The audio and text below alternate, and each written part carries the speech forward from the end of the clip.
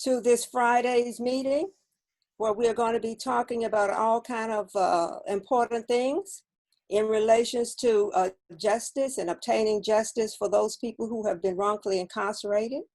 And we're hoping that you all will join us in this struggle as we try to get some sort of movement in that vein.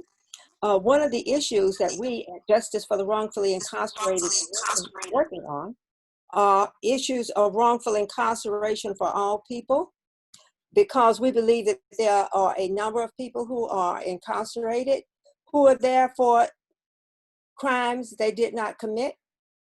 And because they are in those types of situations, they are not able to really free themselves of that type of energy that is around them because of the incarceration.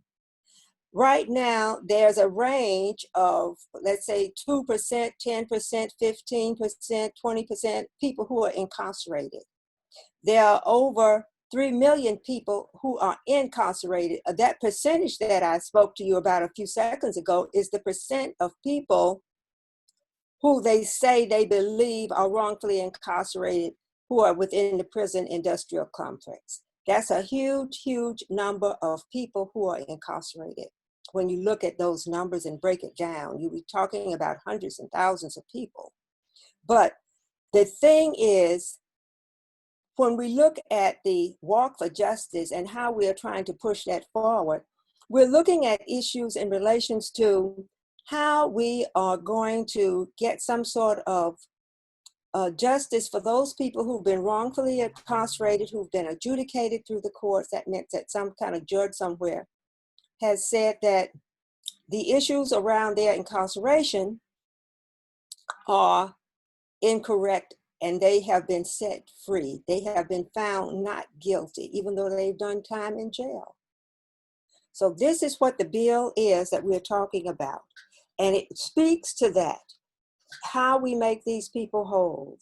There's another group of people who are incarcerated who are there, and they may be innocent. They may be trying to figure out how they can get out and prove their innocence. That's another group of people who are in jail. And that group of people are those people who fall into that percentage of the 2% to the 20% to the whatever the percent might be.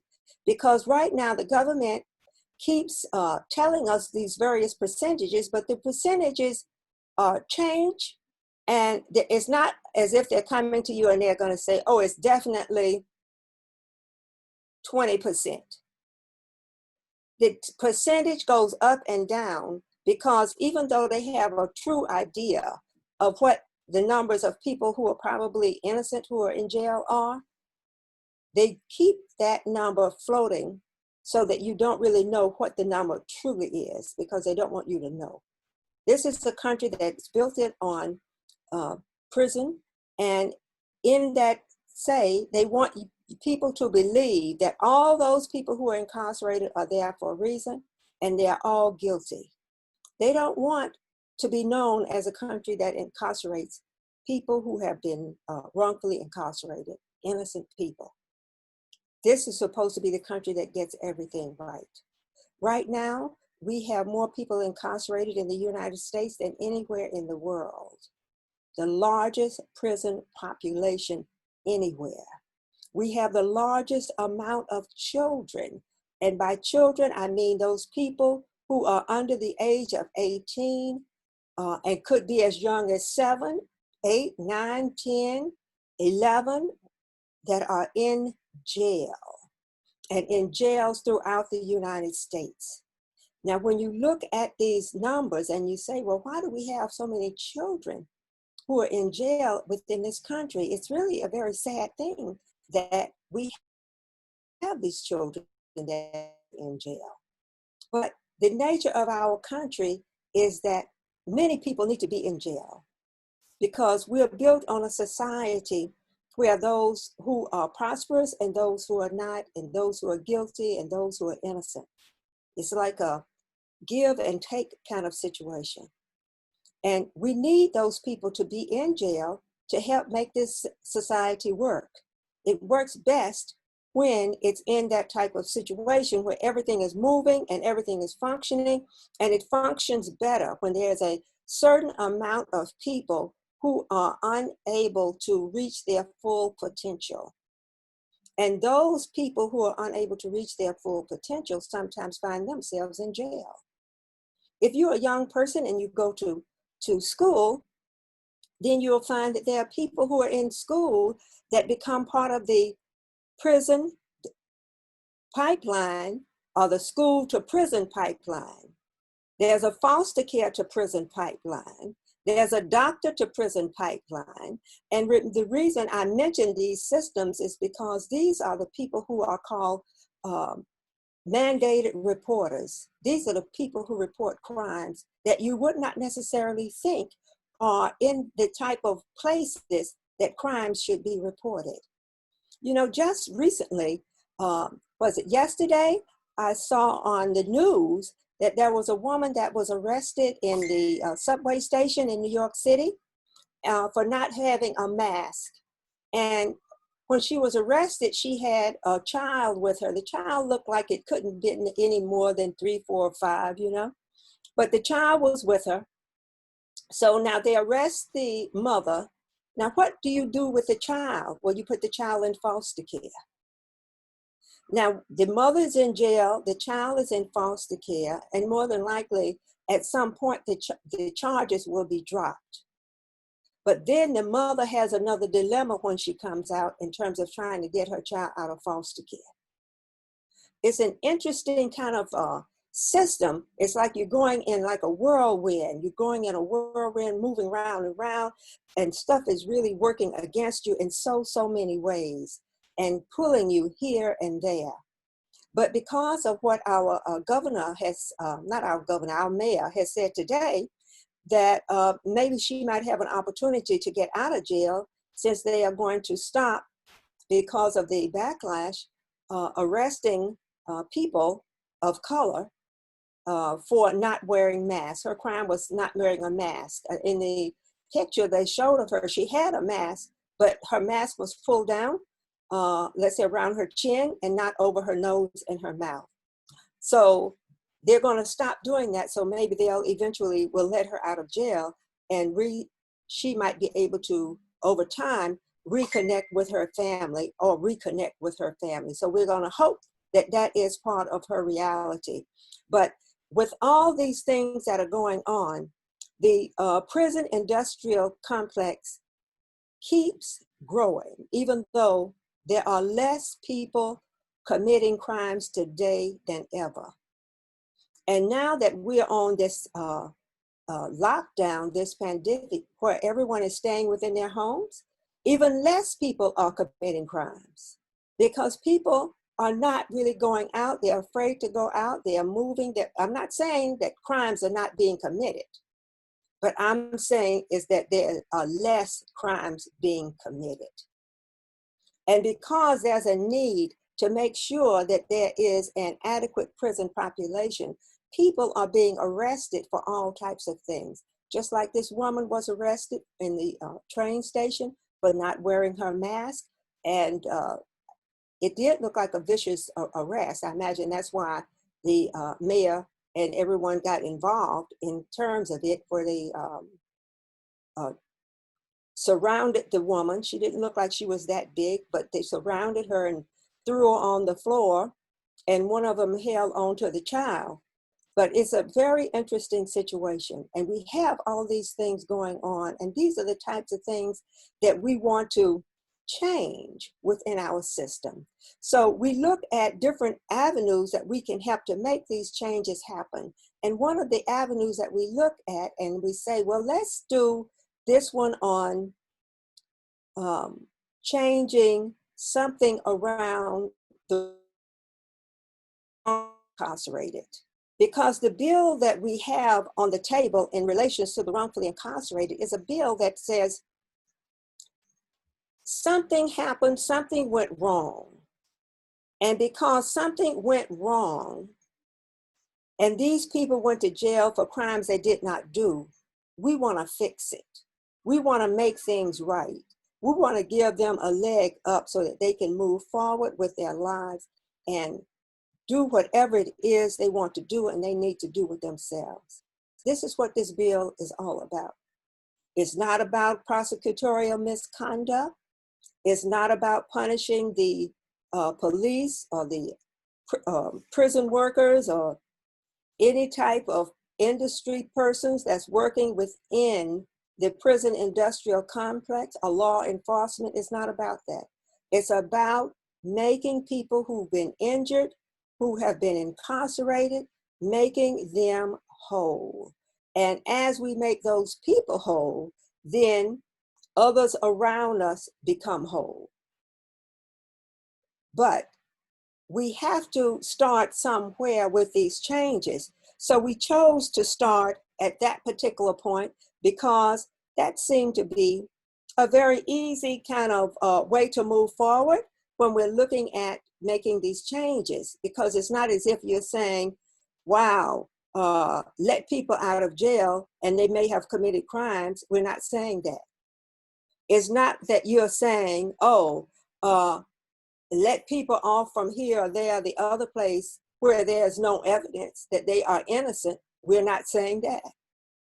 What we are saying is that there's a group of people who have been identified through the court systems of the United States of America. And those people should have an opportunity and should really be made whole. And it's the government's responsibility to move and try to make that happen. And as we're looking at that and trying to make that happen, this is what we structured that bill to do, to make that happen. There are other times where other types of things need to be in place to help prison population do other things and help other types of people. But right now, this particular bill speaks toward that, and I'm just going to reach over here so I can grab some information here. But it speaks toward that. And the bill is, the bill number is, in the Senate, is 2074A in the Senate, 2074A. It's the same bill in the Senate as it is in the Assembly. In the Assembly, the bill is 3978A. 3978A. And what we're asking is for people to call and voice your interest regarding these bills. Let people know that you want these bills passed. Right now, the bill is sitting in the Judiciary Committee. Now, when you call, don't expect people to answer the phone, because most people are going to be out on this pandemic. There's no one there in the office. So you're not going to speak to a human being. You're going to speak to a voice, a machine. When the people who we have elected to represent us return to their spaces, they will begin to answer the phones. They will have a written record of all of those people who called and said, we want this bill passed. We want this passed as soon as possible. We want changes done within this system to make it right for those people who've been wrongfully incarcerated.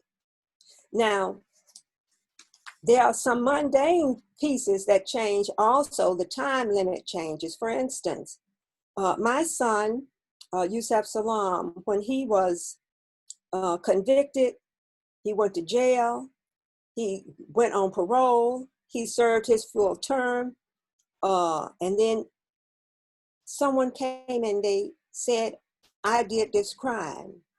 And that was proven. So eventually, the crime that he went to jail for, he was served all those 10 years, 7 behind bars and 3 on parole. So that's a total of 10 years. So, and some of the kids spent longer times than that, because one kid was in jail for 13 years. And he was given a time of 5 to 15, but he was in jail for 13 years. When they came out, and it took from 2002 to 2000, I think about 2012, for justice, for them to receive any kind of justice, any kind of compensation, any kind of help. It took all that long time going back and forth. So we're trying to help that process speed up so that people can get on with their lives. You go to jail, there are people who are in jail and they're on death row and other places, and they want to be home. They want to be out of these jails, and they want to be able to move forward and do stuff with their lives. It's interesting how the process works, because when you look at it and you say, wow, there are children in jail. I don't know how many of you know, and maybe all of you know, that there are children in jail who are doing life. There are children who in jail who went in at the age of 14, 15, 16, doing 30 years. It's amazing how our society functions when it comes in terms of this prison population and creating people. You know, when you're in school, they say that by the time children get to the 3rd grade, they can guesstimate how many prison beds they'll need. At that moment, they start analyzing their records, and they're gonna say, oh, we need so many, we can tell. By the time they reach the next milestone, which would be, let's say, in about the 6th grade or so, they start guesstimating, and they can guess all the way up and be able to predict, well, we're going to need 5 more prisons. We'll need 10 more prisons. We'll need so many more beds. But the problem with all of that is all of this guesstimating. They're not guesstimating how much more services they can put into the schools so they won't need these beds. But they're counting on you being able to not be able to function correctly because they know these systems are underfunded. They're underfunded, and not only when they underfund these systems, they put more into the prison industrial complex to maintain you in prison than they do to maintain you in the community. It costs more to keep a person in jail than it does to go to Harvard, go to Yale, go to MIT. It costs more. But they're not investing that money in you as you're growing up. Right now, some states are being sued because there are not enough people in the jails to make it worth their while in those private prisons. Private prisons should be outlawed. It shouldn't be about, let's make the money. Because there are very little oversight within the prisons that is monitoring these people to make sure that they're doing the right thing. We need to start doing things, and right now we need to start moving and moving on as much as we can to get things done. Now, our guest speaker is unable to join us at this moment. So now we're going to have a little something. I want Odell to say a couple of words because I see he's out there. He's nodding his head and he looks like he wants to say something.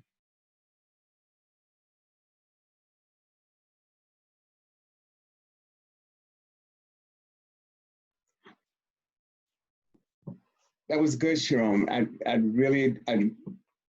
truly understand this. And, you know,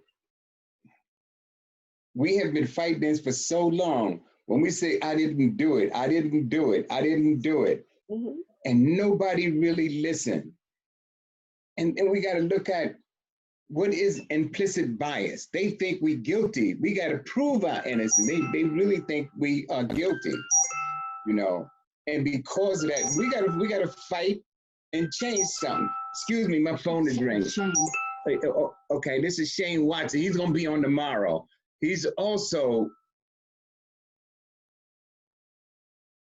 Shane. Let me call you back. I'm on the program now. Okay. Okay, all right. I talk to you. You see how it is? Yeah. When we get out there and we start doing these programs, That's right. people start Yes. calling. They want to know what's going on. That's But right. they're not calling the program, Yeah. but they want to know what's going on. But Shane is going to be one of the speakers tomorrow and Sunday. And Shane spent 26 years in prison and then was found not guilty after he come out on parole. Yeah. Same thing, you know. Yeah. And so there's so many cases like that. And Engine, you know, the organization up here, we've been working with Shane's case for almost 4 or 5 years, you know, before he got out of prison. But the information that you're putting out there is so helpful because it's also a community information starter for people to understand that a lot of these guys, you got 2.5 million people in jail, and if even 10% is in there, you know, falsely accused, that's a lot of people around the country that's in prison for being wrongly incarcerated for not doing a crime. I mean, we have to look at that. We really have to look at that. I think this is it's beautiful. It's about time. You know, it's really about time. It's needed. It's needed all over. I mean, Khalil Browder, you know, the young man down at Rikers Island. Yes, you know, he stepped up. He said, I didn't do it. I'm not taking a cop out. He spent almost 3 years. And it affected him so bad when he got out. You know, that boy was brutalized. He was so brutalized. And if we don't realize that, if we don't grab that tree now and shake it, you know, I mean. Yes, it's going to be something. Yeah. Now, I see, Tracy, are you still there on the line, Tracy? Would you like to say a few words? Hi, sorry guys, I got caught in that rain, so I know. drying off. I just was wondering, anybody who was on the call yesterday or the day before, has anybody made their calls? Has anybody made any of those calls? Been having these meetings for what, 4 or 5 days now? Yes, yes. I made some calls. People come on the call every time, and I'm glad to see everybody, and I'm glad everybody's joining. Yeah. But you're here for a reason. You have to take it seriously, because it could be you one day, or it could be someone you know one day. Absolutely. Yeah. Right? It could happen to you, and you would want people supporting you. So it's just a phone call. It's not a big deal. Right. It's not like you want to talk to anybody, because you're going to get their answering machine. That's right. That's right. But it's really important that they record your call, because they have to record it. And if they see enough of the community is for this bill, they will pay attention. Yes, they will. Because we do have the power to make them change, but you have to exercise that power. Yeah. And if you don't exercise it, they don't care about you. That's why more Black people are dying from COVID. It is not because we have preconditions. It's because we don't have health care to begin with. Right. Well, when you're looking at that, when you're looking at that and us dying from COVID, well, it might be because we don't have the preconditions, or we do have the preconditions, but most of it is because we work in those places where it's running rampant. Yeah. Like, we are the people who are working in the hospitals. We are the people who are cleaning the floors. If somebody throws up on the floor, we're the ones that's sweeping. We are the home attendants. We are the people who are working in the types of jobs that has us in a position to come in contact with people on the front line. So we are the people who are working in the ambulances, picking up people, taking them back and forth to the hospital. It's unbelievable. Yes. Because if they convince you that it's because we have preconditions, then you start thinking that white people don't have preconditions. They don't have high blood Yeah. pressure. They don't have diabetes. That's right. They don't have heart disease. And we know that that's not true. They have all of these things. That's Yeah. right. But maybe they're working in different places. And in those places that they're working, like Tracy said, they do have health insurance Yeah. that helps them to do what they have to do. It's So I really need people to make the calls, and then when you join, you can tell, you know, your experience when making that call, so that people are not feeling afraid to make the calls. I've done a lot of phone banking. I've done a lot of phone calls. You might call a number and get an answering machine, or it hangs up on you. But I think there's like 8 numbers. Dial another number. Just move on until you've called every single one of them, and record what your experience was, that you left a message. That what we want to hear. Or even if you were one of the people that actually got to talk to someone. Yeah. Those are stories that we need you guys to come back and tell us about, so that we know that we're getting through to them.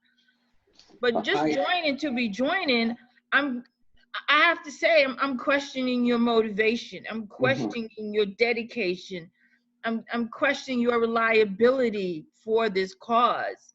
You know, people are doing a lot to make this happen and to make change. Yeah. And if you want to be part of change, if you want to tell your children and your great-grandchildren, hey, during COVID, I called this senator and I told them that we need to pass this bill, that's something you wear on your arm. You wear with pride, and your children will look up to you, and they will then in turn follow through to make things even better. Yes. You cannot continue to sit here and be on video. It's just not enough. No. For me, it's not enough. I'm putting that challenge out to you. Tracy, If you're going to continue to join these calls, we need you to start speaking up and say, hey, I made that call. And you can make it on the weekend. You can make it on the weekend. You can make it tonight when the call's over. That's true. Make it tomorrow morning. We have no excuse. It's simple, a phone call. You would call your friends. You would call your mom, right? You can call pizza guy. Yeah. You're gonna make all these other phone calls. You can certainly make this phone call. Tracy. I hope to hear it from everybody. Let me just tell you what we've been doing here. We have George Amador and also Kevin Cahill in the assembly. Those are the 2 here. Like, the campaign now is to educate folks about the local assembly person and the Senate to actually, you know, support this bill.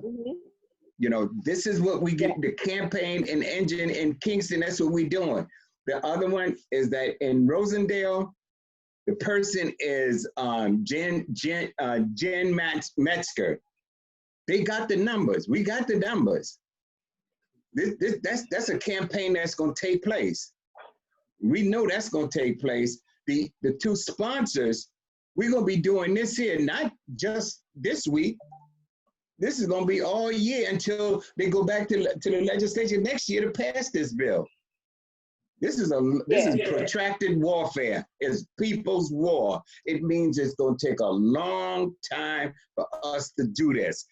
I'm not doing it just for the marching. I don't think that people want to do that. What we're trying to do is make sure we get the information, and we get the information for the next 5 days about these bills. Then we're going to call George Amador, Jan Metzger, and also Kevin Cahill. Kevin Cahill has been working in the community for years. I'm quite sure he's going to support the bill. We also going to look at, you know, indivisible Democrats. Get out there and support the bill. So is Citizen Action. Get them. The NAACP is supposed to be on tomorrow or Saturday, or Sunday rather. These folks also know we pushing this. And I think, you know, we have that information. We know what we're going to do. You know, I think that everybody that's been coming on is going to push their senator and assembly person to support the bill. Maybe that'll be the next campaign we have, next virtual walk, when we call it a virtual lobby. We're going to lobby all our senators and assembly persons. You know, but right now we're in the information stage. That's right. We're in that stage, and we're trying to get it so that we'll move forward, because really, anybody can be stopped at any time. That's right. And in some cases, it doesn't make any difference what age you are, whether you're young or old. You can be stopped, you can be arrested, and you might be innocent, you might be guilty. But one thing you do want is that you want to have your fair hearing. That's right. Particularly if you are an innocent person. You don't want to be forced into a plea bargain or feel that you're in a situation where I just got a plea bargain or accept something so that I can get out of here. Because if you move that way, that's going to be on your record for the rest of your life. That's that right. You did something and you accepted something. And so that you could get out, you accepted a lesser charge. And when the judge reads that, they might go along with it. And because you accepted, the judge might decide, hey, let's send this person to jail. That's right. You've already accepted it. Yeah. But the main thing is that we start moving forward, because they are counting on us as people of color, and of Black people in particular. They're counting on us not to make the calls. They're counting on us because they say if one person calls, if a person shows up, they say if a Black person shows up in Albany, that's worth 100 people. Just if one person shows up. Now, if you call, it might probably worth 200. Make sure you make those calls. Make sure you get the words out. Now, I know there are many here on this call who have some questions. Are there anybody, or should we keep talking? Because as you can see, we got to get up the gap. Come on. We're on our thing now. Today there was a riot on my block, and I was like super scared. Where it's like, it was, even though it was small, but I was just telling my mom, like, what will happen the next time there's a riot? Like, what if the next time it's bigger, or shots that's being shot? Because, you know, well, my sister's not here now because she went with her grandma, but I have a 10-year-old sister, like you guys can see, like, you know, what if she's like out there, you know, playing with her friends, and then God forbid, Yeah, see, as a community, we have a number of different issues that we need to deal with. Yeah. But a lot of those issues are geared around, in a way, how and what we think of each other, what we think of ourselves.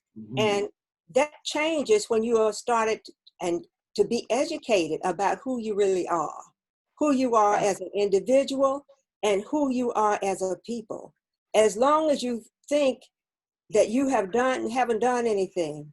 It was a picture on the TV of this white guy, and he had a beard on his face, and some of his front teeth were missing, but he had this big sign saying, white people did everything.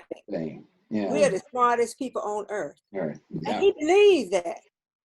That's right. He believed it. He didn't look like it, but he believed it. We have to start believing that, because we have done everything. We are some of the smartest people on earth, but we have been brainwashed to think that we are not who we are, so that people could be above us. People would be above us. For you young people, have you ever heard of this person by the name of Socrates? Yeah, Socrates, I heard of him in college. Excellent. Now, if you read about Socrates, he starts talking about how he went to Africa to be educated. That's right. Now, if Africa didn't have education, then he wouldn't have gone there. But he says that, Aristotle, they say that, that's where they went to be educated. But we are taught that Africa was never a place that had any kind of education. It was useless to go there to be educated, because it's nothing there. But we got to train ourselves out of that thinking, because we are great people. And there's so many things we can do. That's right. We can do more for ourselves than just go to jail. But what about Manchester? I also heard him. Like he was the one that brought the Islamic Golden Age to West Africa. Like I heard about him too. Like he was like this golden guy. Like Well, he is praised. He is praised in the white community, and he is praised, I imagine, in other communities as well. He was a great man on his own, in his own right. And he was this great man because he went to places like Timbuktu. He went to Egypt so that he could get some kind of education. In those days, you didn't get educated like we are educated here, because you go to school, you go to college, and you become a lawyer, you become a doctor, you become an engineer. In those days, when you went to school, you knew how to be a doctor, you knew how to be an engineer, you knew how to do everything. And when they put that turban, oh, you see my turban? When they put that turban on your head, people knew you had it going on. You were the man. You were educated. You were the professor. That's right. And they bowed down to that knowledge. And that's where he went. He went somewhere where he could get knowledge. When you look at us as a people, and they talk about Spain, and they talk about the Moors going into Spain, though the Moors were those Africans that marched across North Africa and went into Spain. That's right. And they talked about how the Moors went there and showed them how to turn on the lights. They showed them how to take a bath. They showed them how to do this, that, and the other. You know, it's like, we have all that knowledge. We are those people. That's but right. that knowledge was taken away from us, and it was taken away for a reason. Because if you're thinking about making people believe they are less than who they are, then you have to take them away from the structure of their own identity and give them somebody else's identity. This is why when they teach us about slavery, and they say how they would put people on the slave ships, and they would put let's say the wife on one ship going to Brazil. They would put the husband on the ship going to North America. They would put the children on a ship going to the West Indies. And they would split the whole family up. And then when they get to where they were going, they would try to make sure that people within those ships, in those communities, were unable to communicate with one another. Because people, even Africans today, what most people don't realize, many of those people speak 5 and 6 languages today. And in those days, they spoke all those languages as well. So you didn't want them to communicate, and you wanted them to know English so that you could control the way they were thinking. And you systematically worked on making sure that they thought that they had nothing, were nothing, and you were everything by doing this. And over time, when you get that top layer off, when you get that top layer out of the way, then all you have left is the people that you are educating now. That's right. Why do you think they said they would chop your hands off if you read a book? Why was the punishment so severe? It was severe because of the level of education that we had and we brought with us. And that was innate with us. And they were afraid that if you read a book, you might elevate yourself and realize how educated you were. There was a piece of equipment they called the cotton gin. I know you heard about the cotton gin because they usually talk about that in the school, but they had this cotton gin, right? And the cotton gin was invented at a time when, actually slavery was kind of winding down at that particular point, and the cotton gin really reinvented slavery and brought it back to its fullness. But it was invented by a black man who couldn't read, a black man who couldn't write. But he had that innate knowledge of engineering that he could come up with this all in his own head. Yeah, like also like we have some greatness in us. It's greatness in you. The people who are out there riding, they don't see the greatness. They don't see a way out. All they see is kill, Right.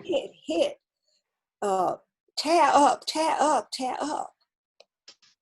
because they don't see a road that leads them to who they are and to lead them to a place where they can be everything they need to be. Mm-hmm. But there's a place in all of us. We got to hold on. There were people who came here from Africa who were taken to certain places in Maryland because they were shipbuilders and they could navigate the narrow waters.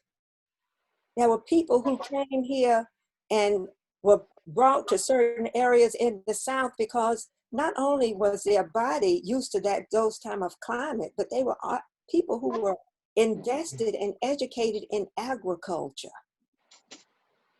They was the ones who cleaned the land, who planted the crop and made sure that it processed, was flourishing. We are a great people. We are more than you see and all of what you see. That's right.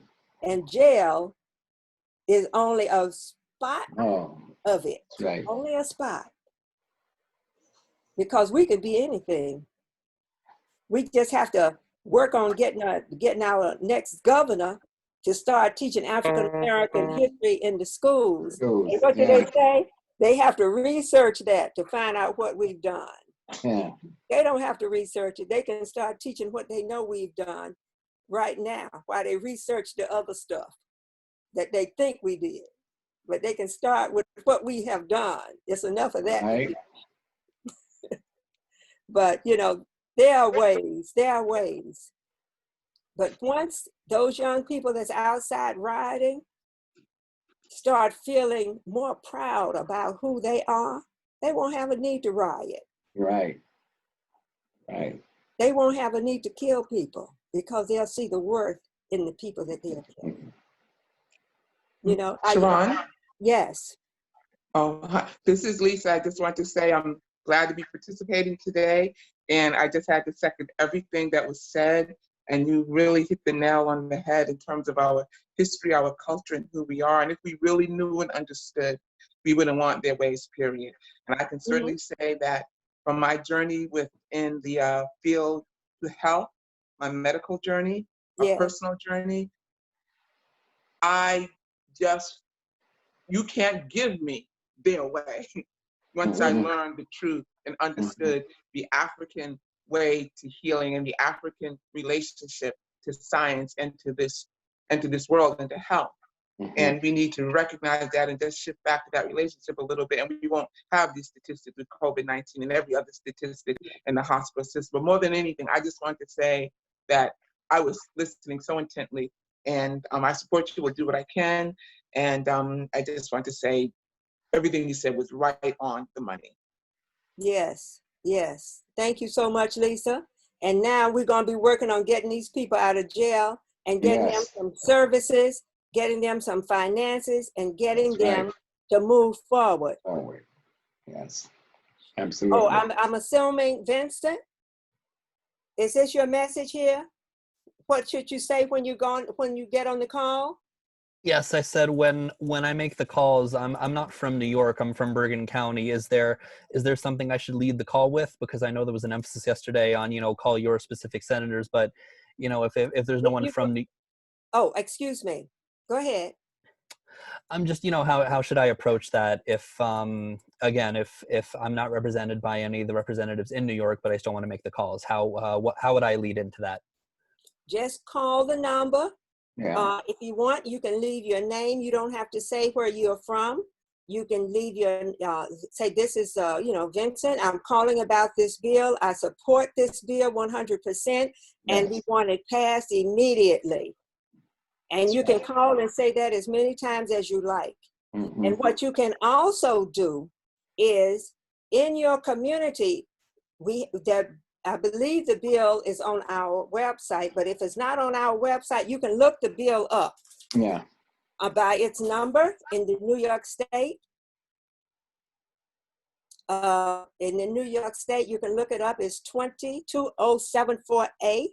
And in the assembly, it's 3978A. You can look the bill up, and what you can do once you make the call over on this side, call up your person that's representing you in your own hometown and tell them you want to put this bill on their agenda also. Oh, yeah. So wherever you are around the country, you want a copy, you want this bill on the agenda, because this action should be taken in every state, in every city, in every town. People should not be coming out of jail with the clothes on their back and $50 to get along with their life if they have been innocent of a crime. You know, it's unbelievable. Right now, there's a gentleman who has been fighting to try to get some sort of compensation, medical help, and other types of help from the state of Alabama, and they have turned him down. He spent 30 years, I believe, 25, 30 years in jail. All that time in jail, and they have turned him down from getting compensation and services. That should be a crime everywhere you go. That's right. That should be a crime. And that's what we're fighting for. We're starting in New York because that's where the bill is, but we need this bill in New Jersey. We need it in Montana. We need it in Idaho. We need it in California. We need it in, oh God, yes, we need it in Mississippi. Yeah, absolutely. We need it in Florida. We need it in Massachusetts. We need it everywhere. But you have to start somewhere with it. We got to start the waters, ripple the water, what they say? Wade in the water, got to wade in the water. Got to wade in the water. So as we wade in this water, we're going to start trying to get it moving.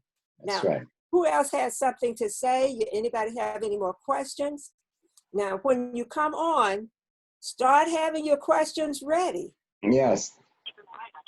Yes. May I, this is Andy Farm. May I add something to that? Yes, you can.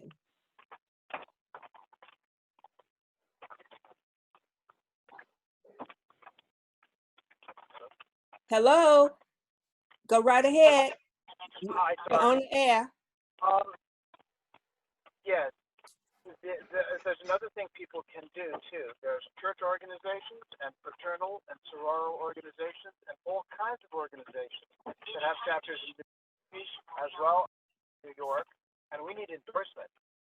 To make this a statewide, a broad campaign, we want lots of people and lots of organizations to be being informed on it. We're in New York all the time. And yes, I think your county representatives focused on, do we have something like this? What do we do in New Jersey? We get people thinking about it. This work can be done everywhere because this problem is everywhere, and this solution is everywhere needed. And one more thing I'd add is that to create the category of exoneree in the law, and that an exoneree has rights, particular specific exonerees, don't exist in the law.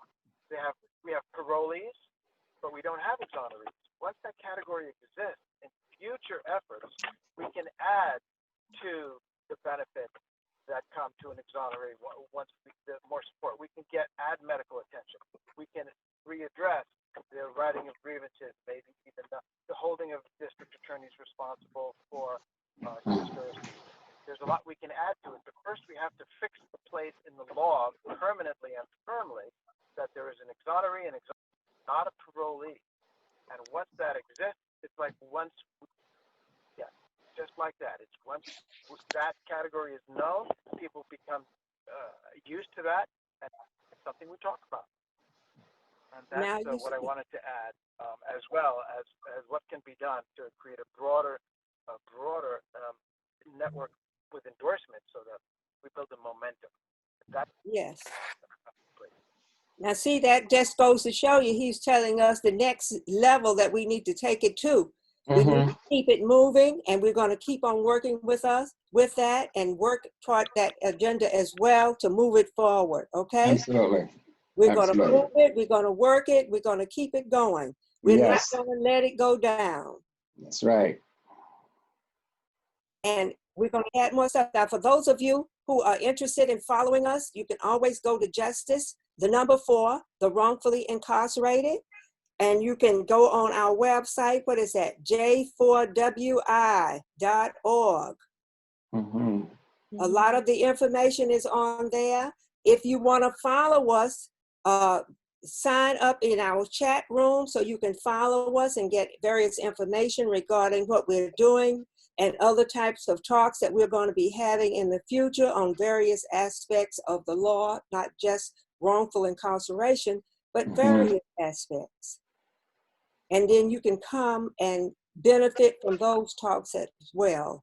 Because tomorrow, I think we're going to have Mr. Odell on. Yeah. And he's going to be talking about and different stuff, more than what he talked about today. And it's going to be a very enlightening conversation. Soon we'll have Tiffany on. We're going to be talking about very enlightening things moving forward, and more people are coming on and sharing information. King Downing is going to be on, and he'll be sharing information. And then Yusuf Salam is going to be coming back. He'll be sharing some more information. So we have a full agenda. Yeah. And when you come, make sure you start inviting some people to come with you. Yeah. Okay? Because everybody needs to know this stuff. That's right. Everybody. We don't want to feel like we're alone in this process, and we know we're not alone, because if they have, I still think it's over 3 million people who are incarcerated. I have to look that up. It's over 3 million people. But if we have over 3 million people who've been incarcerated, we are not alone. No, that's right. There are a lot of families out there. There are a lot of friends out there. There are a lot of people who have been in jail, who are out of jail. There are a lot of aunts and uncles. We're not alone. No, not at all. We got to reach those people and tell them to come on board so we can make the change that needs to be done. Anyone else has anything to say and share with our community that's here today? And I want to really thank you all for coming out. Yes, I heard somebody saying they wanted to say something.